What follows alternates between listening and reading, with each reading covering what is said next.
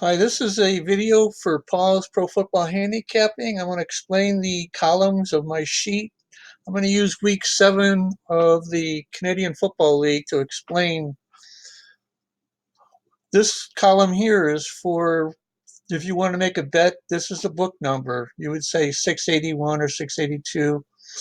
This is for week 7, the line or the spread. The yards per point offense identifies the offense in terms of if you have the ball on, say, the 30-yard line and you go all the way down for a touchdown, that's 70 yards and you got 7 points. That's 70 divided by 7 or 10. 10 is being a very good offense, which shows right here, 11.86. That's Winnipeg and Hamilton. Your defense, if you went, which would be 10 yards per point, would be terrible if you're giving up 10 yards per point. And you can look at, say, BC, British Columbia, that's 11.7. Excuse me. A good defense would be like Winnipeg, which is 23.8. Now, let's say you got the ball on the 30-yard line, you went 60 yards downfield, and you kick the field goal. So that's 60 divided by 3, which would be 20 yards per point. Terrible offense. So you can see this is Toronto. Their offense wouldn't be too good. Where a defense, 23 would be good. So you look at the difference of the two, which would be this column here. You look at a good team like Winnipeg, they're a plus 12. A bad team like Toronto, it's minus 11. And then I do a difference between the two to see what teams are, how they would match up together, which would be this column here. The highlighted area means that there's an interesting difference between the two. I may consider betting that. The wins and losses, this is just the last few games. You can see Calgary won their last game. Ottawa has lost their last 3. I like betting on games that the team is at home and lost their last game or games. So you can see this is why I highlighted this in green for points of interest. This is the 4-game offense. How many points did they score the last 4 games? You can see Calgary done well, 30 points. Winnipeg and Hamilton obviously have done well. Toronto has not done well, and neither has Ottawa. I shade these in green, white, gray, and red to identify how good or bad a team is going. Green is actually very good. Gray is good. Red is, or white would be something kind of bad, and red would be real bad. So I do the same thing as I did on yards per point, where I'll look at the offense, the defense, how many points you've given up, and I'll look at the difference. A good team will have a gray area here, a bad team will have white. Now what I've done here is I look at both teams to see how they would do. Like this 8.5 should be the spread. So if I was giving up 8.5, would they be able to cover a 6-point spread? But since a team, if you've lost the last 2 or 3 games, that really doesn't mean as much. And you can see like this week, I bet on that game because if you give me 6.5 points at home and I've lost 2 or 3 games, that might be a good bet. And I do the difference between the two so I can see both teams, how they would play against each other. Touchdowns, these are kind of self-explanatory. This is the last, how many touchdowns the last 4 games? Oops. Obviously, four touchdowns a game is very good. And you can see for like Ottawa and Toronto and Edmonton, they're not doing so well. They're only getting 1 touchdowns. And then I look at the point in terms of if I was going to say how much I could predict a spread or how many points they'll get, this would be like 3 times 7 is 21. Half of that would be about 24. 27, 28, 29, something like that. So this is how much this would be. And I identify on the side how much for each points they would get. And then if I add the spread, this plus between the two, a 1 would be placed on whether you beat the spread or not. I underline if you didn't beat the spread, so obviously they didn't. You'll see that Ottawa won this 16-7. So if I added the 6.5 plus the 16, then I won. And actually, that was my main pick last week, and I won. Same things for field goals. I highlight these in the colors to identify something good or bad. To me, field goals, I don't highlight it in terms of a color because it's just what they do. But it's interesting.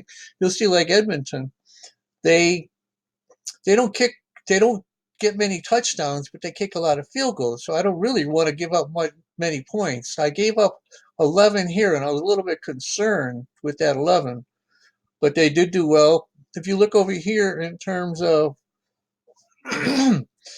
the interceptions, sacks, and fumbles, these are all offense.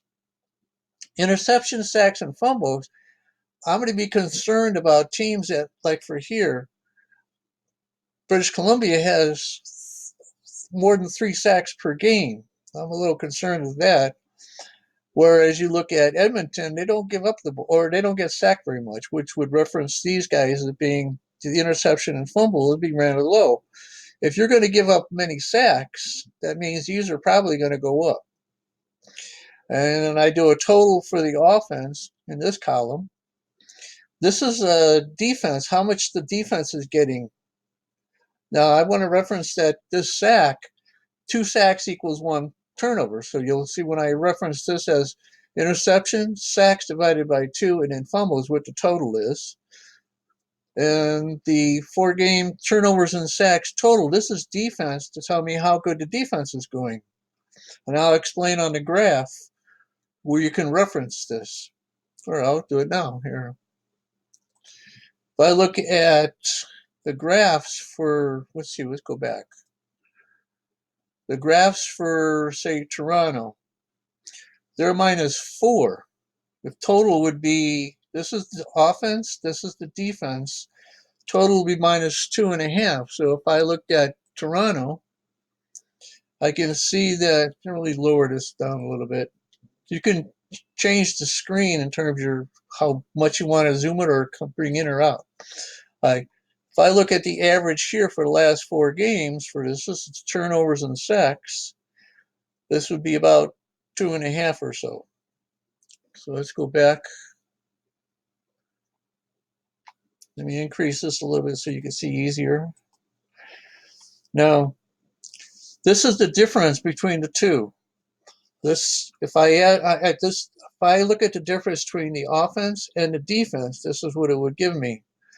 Now, this normalized section here, this is what I've added this year, is to identify all the different sections. And what I've done is, rather than being redundant with yards per point and score, I pretty much look at just plain score. And I want to normalize these to 10. This is the column I look at.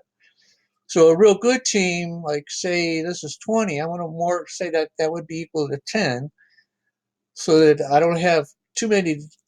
I want to keep this somewhat, well, I'm going to normalize it to 10. Then I look at the,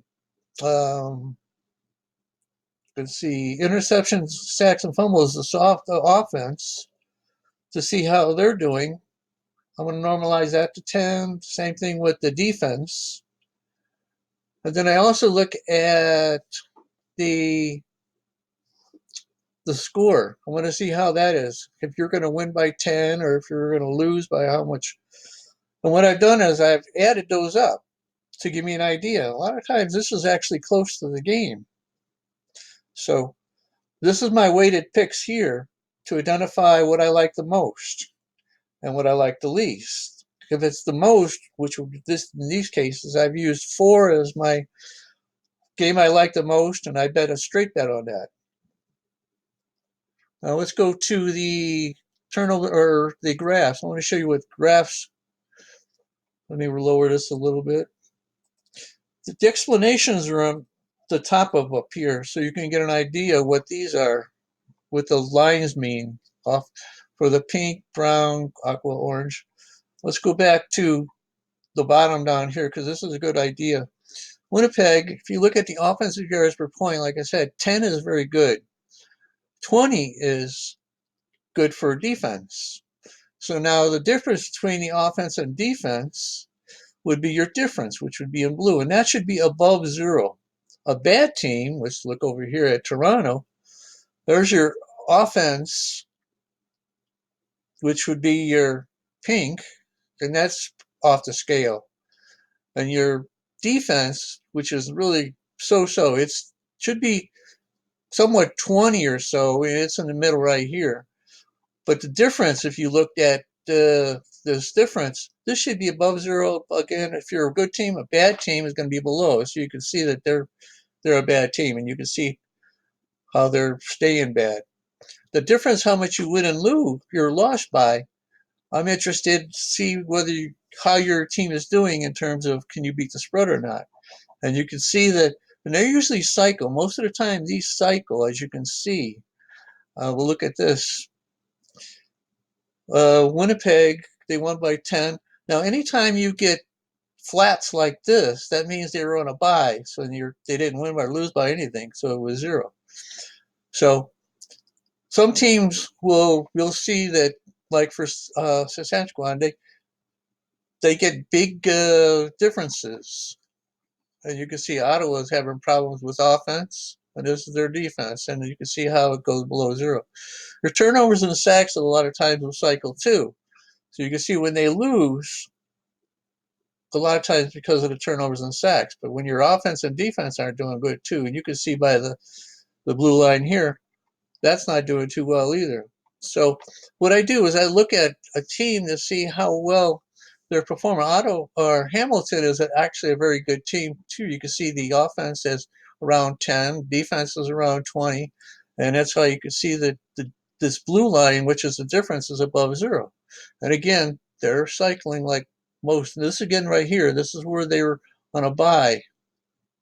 So, well, that's your excuse me. You can see how this is cycling big time too. So I'd be concerned whether Edmonton this next week, how far they're going to go down.